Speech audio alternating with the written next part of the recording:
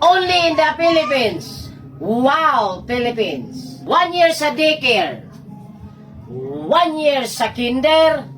6 years sa elementary. Wow. 4 years sa high school.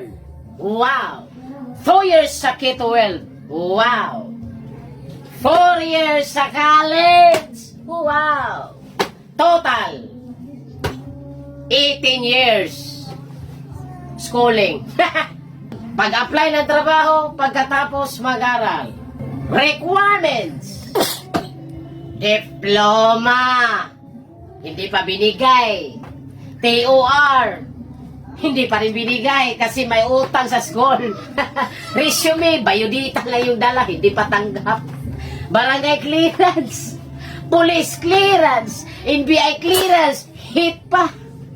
Birth certificate, hindi tumanggap ng local. Valid ID, nako, samot.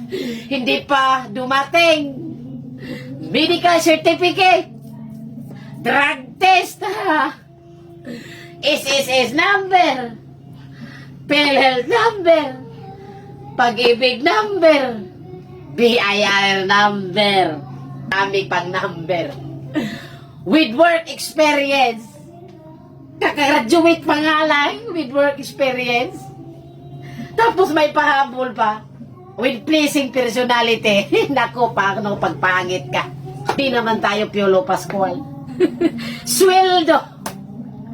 435 minimum wage earner Cebu. Cebu Reta. South Korea. South Korea. Walang schooling.